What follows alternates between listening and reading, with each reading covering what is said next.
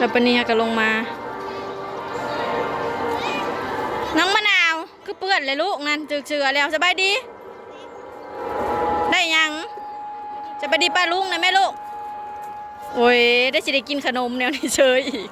น้องไอเทียบไทยคือหล่อแท้มือนี่ปู๊มันในน้องอาตินก็มีตังนาเบียก็หล่อนี่ก็ใส่หรอไอ้ก็มือมันอะไรกันนั่นคือเศร้าใช่แต่พ่อแม่สบายดีป้าลุงโอ้ยเขินคือไอ้มะนาวสบายดีเอ้ยพูดได้นกฟ้าว้าวเมื่อนี้คนกับศิลายเป็นพิเศษพี่น้องเพราะว่าเป็นมือเขาพรรษาอาร์ตสาวแทนใจคนสวยกับลูกชายอุ้ยคือสีเหลือมๆเนาะเหมือนนี้เนาะลูกกับแม่นี่จะแสบตางามบ่เฮ้ยว่าน่ะบ่มากเลยนะมันสากบ่อมันเป็นเพชรมันเป็นผายมันเป็นฝายมาก็กินเลยใช่ค่ะได้ของเล่นด้วยค่ะนี่ไหนเห็นบอกมันแพงเลยมันจะเด็กคือบ่ถือมาแต่เฮือนศาสตร์นั่นว่ามีหมองนั่งบัดนี้น่ะโสดอยู่วะนี่โสดปะโสดบ่หมู่น้องฟ้าพี่น้องป้าคนละกะลายเด้อไปสมัครคิวเขาอยู่หลุมเดียว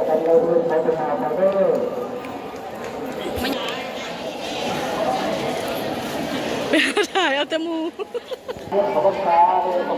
โสดบ่โสดบ่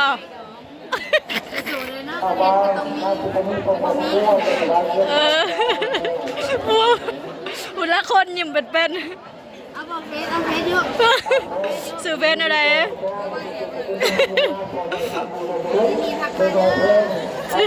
น่าหัวใจนะ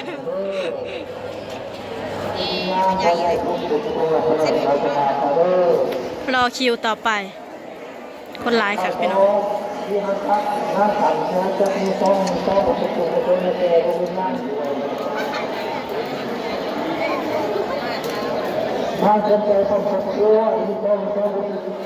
ิ้มน่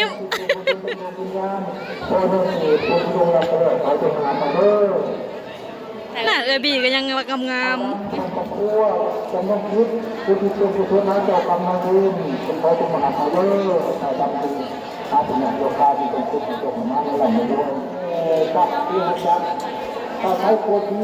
บุญสุมายังบ่ได้ไปเอายิ้มแน่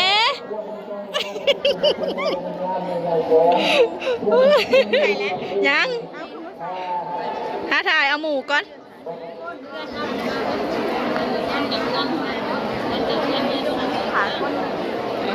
บุญโตยัง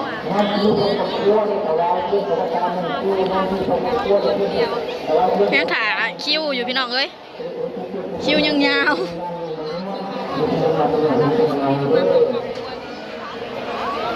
บรรยากาศก็ครึ้มฟ้าครึ้มฝน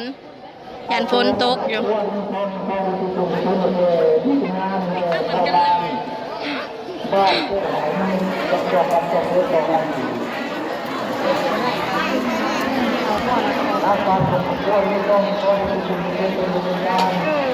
บ้านโคกทิมตาได้ใหญ่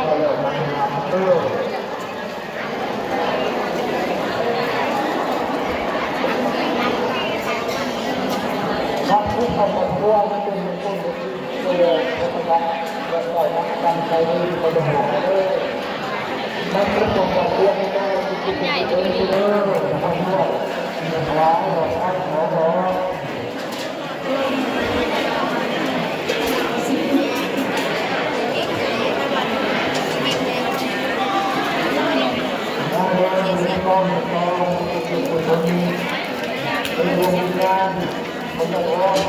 ยังเมย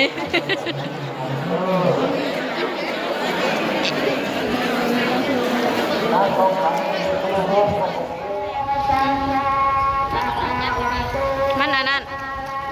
คือมันยังมันให้ดี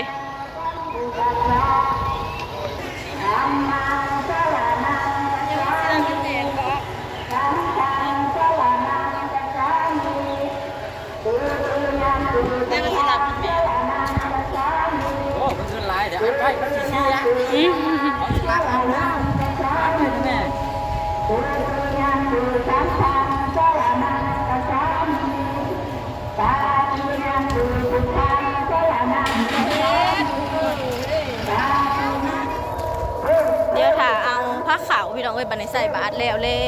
วกินข้าวหวานเด้อเมื่อนี้ พามาชมวิว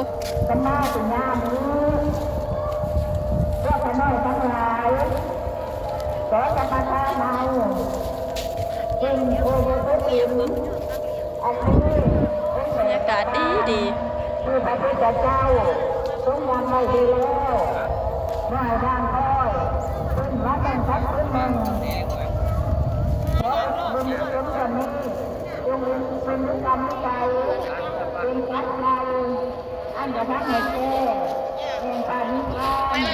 และนักพุทธการอันจะมาดวงหนาบันเทิงไอ้ตอนใด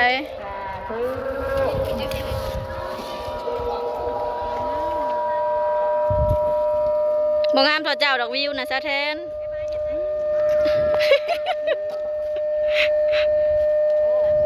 บ่มีไฟย่องเฮาก็ย่องกันเองเนาะเขาบัดนี้พี่น้องเขาจะมาขี้อยู่วัดโอ้ยังกินบ่ได้อืดกินแล้วลูกแซ่บบ่กิน